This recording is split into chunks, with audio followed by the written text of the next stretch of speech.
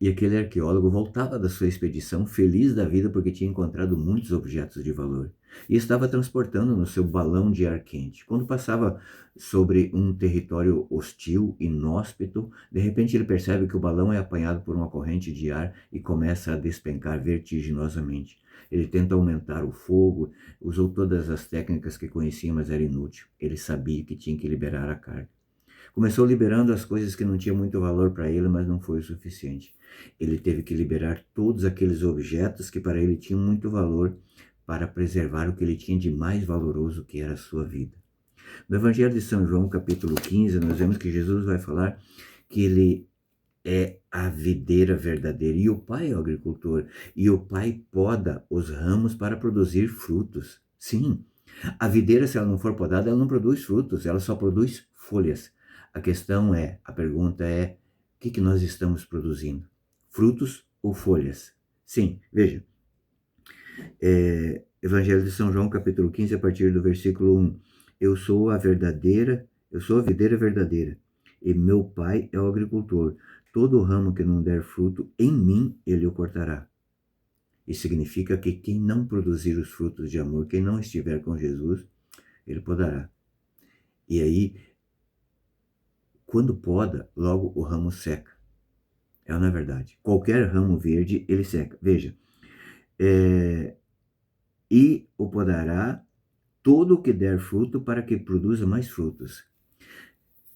Qual que é a poda? Veja, por exemplo, Santo Inácio de Loyola. Ele era um valoroso guerreiro. Ele tinha um sonho de uma carreira militar. E ele se esforçava muito, ele lutava, ele dedicava a vida à carreira militar. Ele tinha o sonho de progredir na carreira militar. Né? Ele tinha um sonho de conquistar o amor de uma mulher da alta corte. Ele tinha muitos sonhos. Mas, de repente, na Batalha de Pamplona, ele é atingido por estilhaços de uma bala de canhão e quebra as duas pernas. Quebrou as duas pernas. Então, ele vai para se recuperar. O arrumador de osso, na época, colocou, né, a tala. Quando ele percebeu, estava fora de lugar, a perna estava torta. Falou, não, você vai quebrar e vai colar de novo. Imagina a dor. Não tinha anestesia. E ele fez, de tão vaidoso que ele era. Então ele vai se recuperar na casa de um parente seu e pede alguns livros, como na época não tinha internet, né, graças a Deus, e ele pede alguns livros de literatura de cavalaria. Mas os parentes deles disseram, não, não tem, eu tenho esse livro aqui, ó, Legenda Áurea, Vida de Santos, e o livro da Paixão de Cristo. E ele começou a ler aqueles livros e começou a se apaixonar por Jesus Cristo.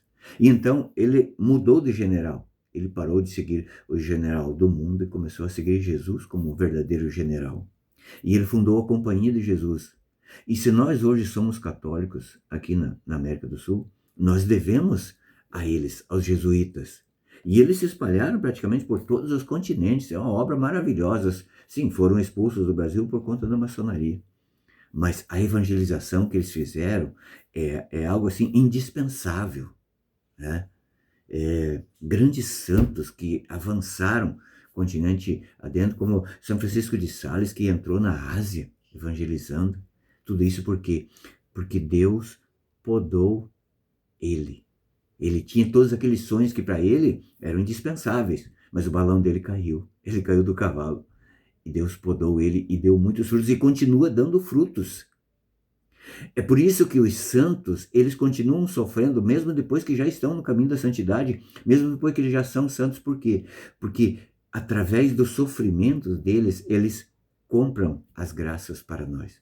Deus quer a salvação de todos. É por isso que a igreja tem essa, digamos assim, ela nos fala, ela nos ensina da comunhão dos santos, que a graça de alguns santos servem também para nós, que estamos no caminho da santidade. É por isso que Deus tem a obrigação de nos podar, para que nós produzamos frutos. Sem a poda não há graça, e sem a graça nós seremos cortados e seremos jogados ao fogo. Deus te abençoe.